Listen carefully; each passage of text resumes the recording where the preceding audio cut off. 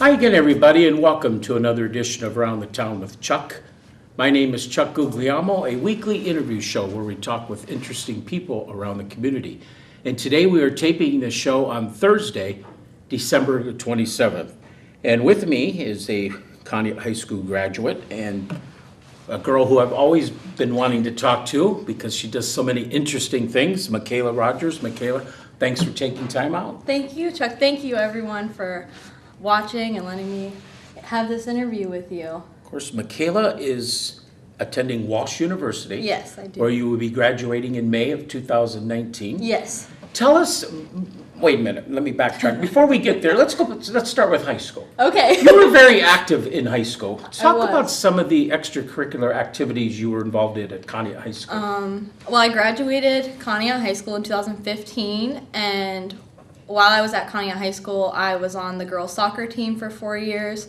I was in the Conneaut marching band for 4 years, National Honor Society. I was senior class president, and a lot of other small things around. I was in the Corpus Christi youth group during my time in high school, so I worked at the Conneaut Dairy Queen. Yes, you did. It was a really busy 4 years, but it was a lot of fun. And yes, and you were very active, like you say, and all that stuff. Talk a little bit about what was it like playing in the Spartan marching band? Oh, I loved the Conneaut marching band. When I was in middle school, I actually didn't want to be in the marching band. I told my parents there was no way I was going out on that field. There was no way I was doing it, and it was one of the best things that I chose to do in high school. I made some of my best friends while I was there, and I actually was drum major my senior year, which was a great experience, which is kind of like the captain of the marching band. Mm-hmm. So that was a great experience, and it was definitely one that I don't regret at all. So. And National Honor Society, that's quite an honor to be on that. Talk a little bit about that. The National Honor Society, so you have to have a certain GPA, you have to have a 3.5, you have to be involved in the school, and you have to be a leader in some way. So that was a really high honor, and we also were rewarded for being a National Honor Society. I actually traveled to Chicago and Toronto when I was with that group, and I also made a lot of nice friends through there also. Something I forgot about, Michaela, that you mentioned that you were involved in was you were on the girls' soccer team. Mm-hmm. I completely forgot all about that. Who was your coach? I actually had many coaches. My first coach was Coach Casey Batcha. I had her for my freshman and sophomore year. And then she moved away, but she was wonderful. And then I had John Hagstrom as my coach. Okay. Mm-hmm. Mm-hmm. And he was my senior year. So, So you did plenty of things, of course, playing in the band. One thing you did not do that your sister did was be a cheerleader, right? Yeah. Now, she was cheerleading and in the band at the same time, right? Yeah. My sister is Kennedy. Which is Kennedy, yeah. Yeah, she graduated in 2017. And she was also very active. She was in marching band. She played the cymbals in marching band. She was a cheerleader, and then she was in soccer also. Mm-hmm. So. And also in the youth group, yeah, like you were. What made you get interested in wanting to be in the youth group? Actually, I was in it when we first started it. I met Nick Perkowski, and we clicked right away. And we both had the same goals for the parish. We both wanted to involve more youth after they got confirmed, and we really kicked it off, and we had a great time. We met a lot of people, and we started something really special at Corpus Christi, and it's still growing, and now they have their own youth group room, which is a lot of fun, and I still go. I went to the Christmas party this year, actually, and they always invite the alumni back, which is great. That is a good thing that they got going over there. What would be, Michaela, we'll wrap up the high school part of it, what would be one thing, if you had to pick one thing that will always be a memory for you as a Conneaut High School student? Oh, wow. One thing that would be a memory is when I was in the marching band, we actually got to go to Disney my junior year. So we rode in a bus, all of us, and drove all the way down to Florida, and we marched and did a parade in Disney World, and that was a memory I will never forget with some of my best friends. And my parents came down and watched it, and it was a lot of fun. Who was band director? Sean Smith. Sean Smith, okay, yeah, I do remember him. Okay, now, so then you attended Walsh University. What made you select that university? Actually, my youth minister, Nick Perkowski, used to be a professor there. He taught theology. Oh, did not know that. He was an adjunct professor there for a few years, and he said, you should check out Walsh. And I was really set on going to Case Western Reserve, to be honest. And I kind of thought, okay. So me and my mom drove down and went, and I just fell in love with the campus as soon as I saw it. It's a really small school. We have about 3,500 students. It's in North Canton, Ohio, and just the community there. Everyone cares about each other, truly. And I felt at home, and I remember on the drive home, I looked at my mom and I said, Mom, I think this is the one, and she said, me too. And I'm in their nursing program. They have a wonderful nursing program. It's called the Bayer School of Nursing. We are actually just rated the number 5 nursing school in Ohio. We have a 99% pass rate on the NCLEX, which is the nursing board, and I love Walsh. I don't regret that decision at all. It was the right one for me. Well, good. And you'll be graduating in May of 2019. Yes, I'm actually kind of sad to be graduating. Seemed like you just graduated from I Conneaut know. High School. I know. Of course, the Global Scholarship Program that you're in, and I'm getting excited to talk to Michaela about all this traveling she is doing. Talk a little bit about the Global Scholarship Program and how that came about. Okay, so I got a pamphlet in the mail for this Global Scholarship Program that Walsh offers, and it's a little different than an honors program, but I was really excited to apply. I actually had to do the application before I even graduated high school. I had to write essays for it. I had to go do an in-person interview for it. And what it is a global learning scholarship. So I get scholarship money, but they pay for global learning experiences for me. So in 2016, I was able to travel to Uganda, which is a country in Africa. And then in the summer of 2018, I traveled to Europe, where I stayed in Rome mostly, but I also got to travel in other countries for 2 whole months. And that was all 100% paid for through my scholarship, which was an amazing opportunity for me. Exactly. And not only countries, but 2 different continents. Yeah. Let's start with the one in Africa. Okay. Uganda. Yes. 2016 is when you traveled there. With everything that's going on in the world, did you have any anxiety or worries about going there? Of course, and I have never been to Africa, so that was a little. I've never actually been to another country, so that was different for me. It was a 24-hour journey to Oh, my Uganda. We were goodness. on a 8-hour plane ride and then a 10-hour plane ride.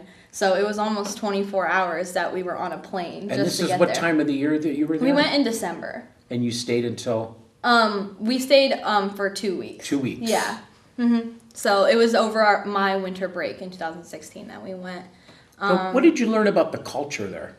They are not as time oriented as we are. We are very on time, and you have to be on time for everything. And they. You mean like we got to do this at 2 Yes. o'clock? Yes. Or Exactly. they say whenever we get to it. Whenever we get to it. And if you're going somewhere and you see someone that you know, it's impolite to not stop and talk to that person. Even if you're going to be late, you kind of have to go through the motions, and you have to be very flexible with your schedule while you're there. But they're all very kind.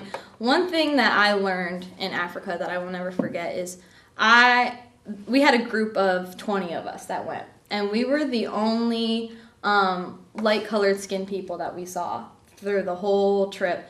And I've never felt like an outsider like I did there. And I've never felt people stare at you and children wave to you. And everywhere you go, you had eyes on you. And I've never felt that. And it made me realize how different people can feel that way if you are looking at them, or if they look a little different, and how that affects you. So I really learned from that. But they were all the Ugandans are so welcoming, and Uganda is called the Pearl of Africa because it's so beautiful. And that's 100% true. We went on the Nile River. I went on safari. Oh, wow. While I was there, wonderful. yeah, we actually studied entrepreneurship, and we studied economics while we were there, which I know isn't part of my nursing degree, but that's what we as a cohort, my Blue and Global Scholars cohort, studied. And so we went to different businesses around Uganda and saw how they worked. And that was very interesting. How nervous or anxious would you say your parents were when you told them that you were going to Uganda? Now, I know how Larry can be, but I'm not sure about My Teresa. mom is very supportive of me. She tells me, go, go, go, go. My dad, he always asks me, why do you have to go? But they're very supportive. My dad was a little more nervous than my mom, but oh yeah. Now, at Uganda, what about the food? What was the food like? What was appetizing to you? It was very good, actually. We ate bananas a lot. Bananas with almost every meal. Rice, potatoes, some kind of meat. One time I did have goat, which was interesting. But it was all fresh food, nothing processed. They don't have a lot of cheese, which made me realize how much cheese we eat in the United States. We eat cheese with almost everything. It was very plain foods, I felt, but it was good. I enjoyed it. I lost a little bit of weight. It was only 2 weeks, but I came back and my mom said, "What, did you not eat?" And I said, "No, they don't. The closest thing to dessert they have is a banana." That's all that I ate for dessert. I didn't have cake or ice cream, but... How much contact was you able to have with your parents when you were there? Very, very little. When we did have Wi-Fi, it was not very good, and then everyone would try to get on the Wi-Fi, and then it wouldn't work as well. So I think I talked to my mom twice while I was there, but that doesn't bother me. How did the time go by for you? Did it go by fast, the 2-week period? Did it go by slow? Oh, yeah, it went by so fast. It went by so fast. That means you had a great time. Oh, I had a wonderful time. Yeah. Yeah, I wish I could go back. That is great. And again, that was in December of 2016. Yes. Mm-hmm. So then that brings us to your next trip, which was in Europe. Yes. Mainly Italy. Yes. All Italy? No, I went to Spain and Poland also. And that was this past summer, Yeah. 2018. You said you stayed in a place south of Rome? Yeah, I stayed in Castel Gandolfo, which is about a 40-minute train ride south of Rome, which was really nice because then you could see the small towns in Italy and how that worked, and then you would just be a train ride away to the touristy Rome culture. So Now, when you were going there, were you nervous and anxious about going there? yeah, I was, especially because it was 2 months that I was going to be gone, so I had no idea how I was going to pack my life in 2 months. But it was the same group that I went to Africa with, so I was really close to all the people that I was going with, so that helped a lot. And I was really excited about it, so that helped. Another thing that I would think that helped that trip too, didn't your mother and sister come out to visit you for a little bit? Yeah, so I was with my school for 6 weeks, and then the last 2 weeks, my mom and my sister and also my aunt and uncle came and I met didn't know me. they came. Yeah, my Aunt Paula and my Uncle Dwayne came and met me, and so that was fun because after everything I learned for the 6 weeks before, they got to join me and I could show them everything that I learned. In the notes you sent me, you said you also was able to visit your mother's family's home village. Yes, I did. Tell us about that. Okay, so my mom is a Morano. That's her maiden name. And she met a woman named Philomena Morano on Facebook. Philomena reached out to my mother after they did an ancestry DNA kit. I'm not sure exactly how it worked, but they found out that they were related and were also related to the Carlucci family in Conneaut. So when my mom went over to Italy, she reached out to Philomena, who lives still in the hometown village. And Philomena invited us in, and I was a little hesitant to go because I said, I was like, how are we going to go into this village with someone we don't even know, and she's just going to welcome us in, and I was very hesitant on going, but we went, and it was the best day that we had there. It was about a 2-hour train ride south of Rome. It was called St. Angelo in Grate. Is the village. And Philomena welcomed us with warm arms. She was wonderful. She took us to her favorite restaurant. She welcomed us into her house. She showed us the whole village. The village is only about 100 people. So that was amazing. And we went to this one monument, and they had stairs where families donated steps, and then you'd get your name written on the steps. So we went, and there were a lot of Conneaut family names in there. So we believe that a lot of families from Conneaut are traced back. We saw an Irochi name, Vendetti, Bartone, Pizzai, Guglielmo. We saw a lot of Conneaut Italian names in those stairs, so we thought that was very interesting. Felt like you were right back in Conneaut, right? Yep. And so that was amazing. The one thing was a lot of the people in that village only spoke Italian. Philomena speaks English because she actually lived in Australia for a little bit. So she speaks very good English. So she was our translator a lot of the time, which was interesting because when you're in Italy, especially in Rome, Florence, Venice, everyone speaks English. But when you get to the smaller towns, especially 100 people, a lot of them don't speak English. So that was an adventure for us too. Were you able to understand any of the Italian at all? Very little. I can do a little exchange if I'm buying something or if I'm in a restaurant, but that's about it. Or probably can understand people just when they're using their hand motions. Yeah, yeah, exactly. I did have one situation where I got lost with my friend. We took the wrong bus. And this was in Castello, it wasn't in Rome. It was in the smaller towns. We took the wrong bus. And then we were lost, and I went up to a woman and said, "Do you speak English?" And she said, "No." And I go, "Oh no, how am I going to do this?" And I had to point, and we were trying to find the bus back to Albano, it was called. So I just pointed at the bus, and I said, Albano, and she knew, she said, no, and she pointed to the right one I had to go on. So I trusted her, and I got back home. But that Michaela, I would have passed out if that was me. So that was also an experience that I had. Great time in Africa, great time in Italy. What would you pick as the best thing for you in both those continents, actually? Definitely Italy, 100%. I loved it. Well, also I was there for 2 months, so I really got to experience the culture. And Good weather? It was perfect. It was hot because I went in June and July, so it was hot, and they don't have the best air conditioning, but it was very good. It barely rained at all. Yeah, I want to go back. Hopefully to stay. I don't want to just vacation there. I'd like to stay there for a few months again or a year. Like an exchange student would do. Yeah, exactly. Yeah. My son spent a year there. Really? Yeah. Did you go visit him? His junior year. Actually, we did. Yeah, Yeah. Christmas time. Yeah.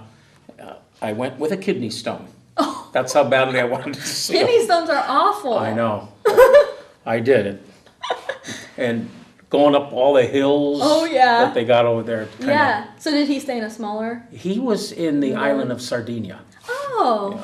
Yeah. So he stayed with 3 different families Okay. during I think it was his junior year that he was there. Yeah, in that's school. wonderful. I went to Sicily. How did you like Sicily? Now, we haven't been there. Oh, really? It was very nice. That's the southern portion, right? Yeah. I went to Catania, and they have the largest active volcano in Europe, which is Mount Etna. And I actually got to hike up Mount Etna with my friends, so that was another amazing experience. But I learned that Sicily is home of the cannoli, actually. Oh, really? Yeah, so they had really good cannolis. Yeah, great dessert. Yeah. Great Christmas dessert. Yeah. Now, you're not done traveling. Oh, no. Now in March, here in just a couple of months, you're going to Haiti. I am going Now, to that is a country in the Caribbean Sea. Yes. East of Cuba?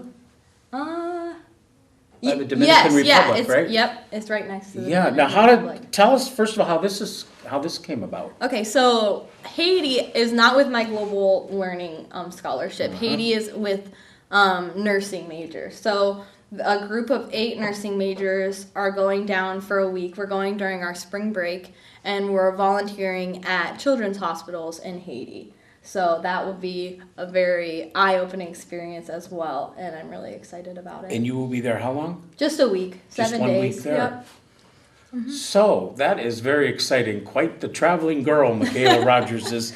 Future plans on the horizon after May of 2019? After I graduate, I will have my bachelor's in science of nursing, and then I will have to take my boards, which I will be a registered nurse then, so I plan on doing that over the summer. And then working in a hospital hopefully around Akron Canton area. I love that area. That's where my school is. And then I will probably go back to school after a year or so. I've been thinking about becoming a nurse practitioner in hospice nursing or something along those lines. I really enjoy the elderly population. I learned that. I worked in a nursing home for a while and loved it. But I would also like to, I love college and I don't want to leave college. So I've been thinking about becoming a nursing professor as well. Oh, so, wow. Yeah. Wow. How old were you, Michaela, when nursing was the thing you knew you wanted to do? Actually, I was in high school. It wasn't like something I wanted to do as I was growing up. My sister was in the hospital for something minor, but she had to go to a children's hospital in Cleveland. I think she had to go to, I don't know, one of the children's hospitals in Cleveland. And I was there, and I just felt that was something I wanted to do. I wanted to be a children's nurse, actually. I wanted to be a pediatric nurse. And then I got to college, and I realized that's not my thing. Oh, really? Yeah. I just had my clinical rotation at Akron Children's this past semester, and kids is not my thing, but I'm to whoever they are, bless them, because it's hard. It's really emotional, and I don't know if I could do that. And I've learned that I like the elderly population more. So. When you were in high school, you said that's when you wanted to be nursing. Was there any other kind of field that you were looking at? Or was it just that from the beginning?